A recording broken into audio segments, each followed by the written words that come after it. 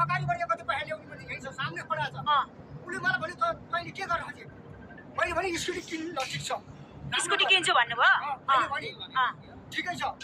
अनि पछाडि के भन्यो भने म मधुबन जानु छ गाडी लिएर भोलि म यही मान्छे हो भोलि मलाई म फोन गर्छु ल त्यतिकै म ड्युटी गएर अहिले आएर मलाई एउटा छोरीले आहा म छाडा हालेँ नि त्यहाँदेखि उहाँ हराएको मलाई घरमा सबै भेला गरेर चाहिँ मलाई काट्छु र मार्छु मलाई म अहिले मार्छु भनेपछि मलाई के त्यहाँ बस्नु अनि उहाँ त विदेशमा थियो त दाजुभाइले त्यसरी भनेको होइन तपाईँ मैले नगरेको पनि मलाई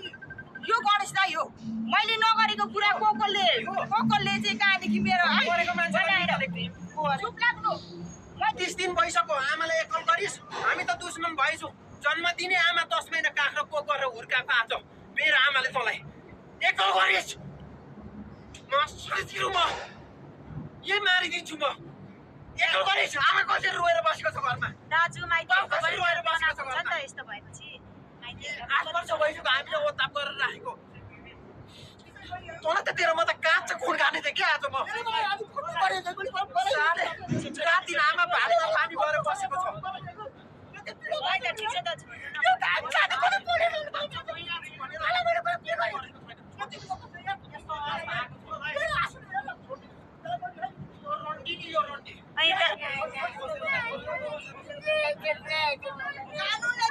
कानुनले छोरा भनेको कानुनले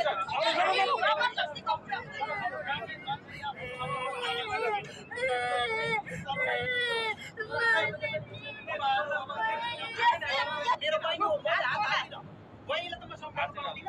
मैले चाहिँ हात लाउन मलाई तैँले हात लाउने अधिकार छैन स्कुटी किन्ने लिएर मैले 75,000 मैले मेरो सम्मदेखि निकालेको म आफै तिर्छु भन्दैछु त म उसलाई तिराउँदिन अब आयो एक जहिले भए पनि म तिर्छु जहिले भएर 1 वर्षभित्रमा तिर्नु पर्ने हो म तिर्छु भने त मैले तिर्छु जहाँ सिफारिस आए पनि जहाँ जे आए पनि म आउँछु के म तिर्छु भने त मैले यो विश्वभरमा तिमी जस्तो मान्छे त कोही पनि छैन आज मलाई पनि गणेश दाजु तपाईले पनि यसले चाहिँ मलाई किन एकछिन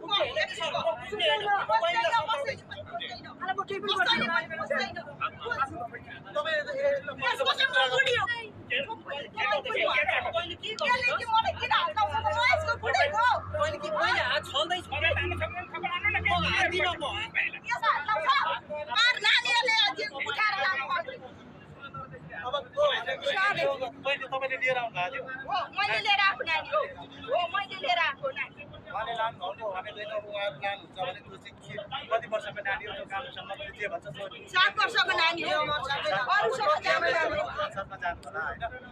होला होइन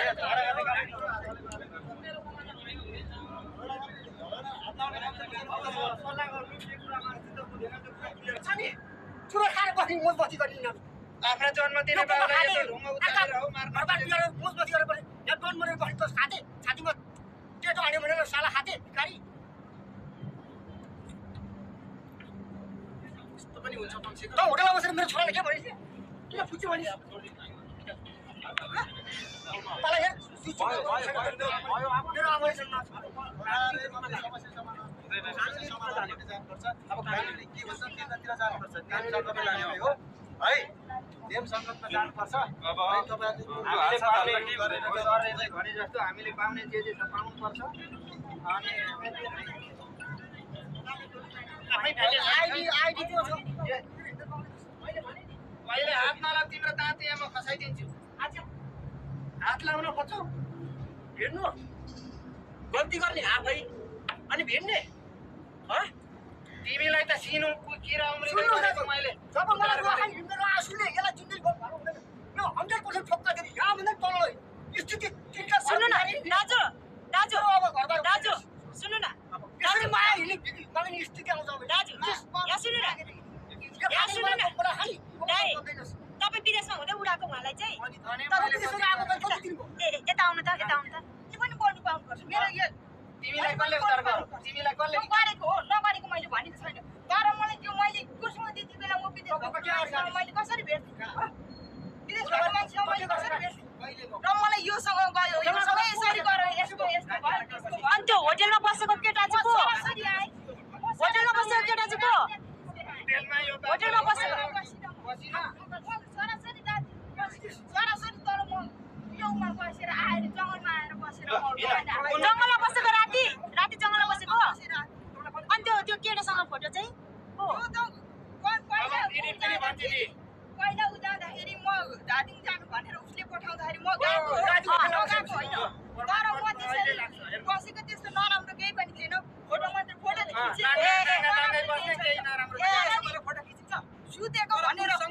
सुतेको भनेर फोटो बनाएर फोटो जोडेर अनि कति भन्नु खोजेँ मैले सुन्नु मेरो कुरा सुन्नुभन्दा दिदीको र उस यो दाजुको कसैको कुरा मैले सुनेको थिइनँ मात्रै मलाई भनेको होइन नजाने है उहाँको श्रीमती हेर्नुहोस् के रहेछ भएको यथार्थ कुरो के हो त्यो चाहिँ हेर्नुहोस् के छ मेरो सहानी लिएर मेरो फ्यामिली लिएर यो फरार सम्पर्क बिन भएर बसेको एक गते फागुन एक गते एक गते मोराले त होइन उहाँको के छ तपाईँको स्वार्थ चाहिँ घरका बिग्ला जाउँ गाउँपालिका अन्डर घर माइत घर चाहिँ उहाँ है सर मेरो घर चाहिँ दादीको बस्नु छ एउटा मनिष दादा पनि आएको छ भाग्नु भएको थियो उहाँ त त्यसरी नभागेको भए चाहिँ हुन्थ्यो भाग्नु त पाएन नि त गल्ती गरेर भाग्नु पाएन अघि नै भाग्दै गरेको मैले पक्रेर हो कसैले पक्रेकै पक्रेको चाहिँ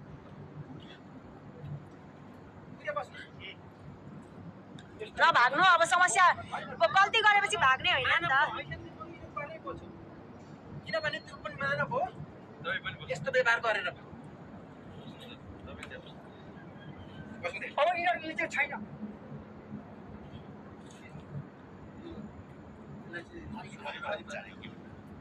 त्यसो त अनि तपाईँ अब गल्ती भइहाल्यो मान्छे एउटा हुन्छ अब नानी छ माया लाग्दैन घर नजानु हुने नि माया लाग्छ किन लाग्दैन मैले जन्म दिएको म मरेर जन्म दिएको अन्त मलाई किन माया लाग्छ अनि अब फेरि एकपल्ट उ गर्नु गल्ती भइहाल्छ मलाई यति गरेपछि मलाई माइतीले के भनेको छ भने मलाई जिन्दगी भर फर्केर नआइज भनेको छ होइन त्यो त अब तपाईँले गल्ती गर्नुभयो नि त फर्केर आउँदिन मैले त्यसरी भनेको थिइनँ साइलासँग रेकर्ड निकालौँ साइलालाई रेकर्ड निकालौँ साला म जिन्दगीमा यो घरमा फर्केर आउँदिन त्यसरी कहिले भनेको थिइनँ के यो घरमा त फर्केर नआइज जिन्दगी भर फर्केर नआइज किन जानु फर्केर अब चाहिँ अब त यहाँ आउनु यहाँ बस्नु अब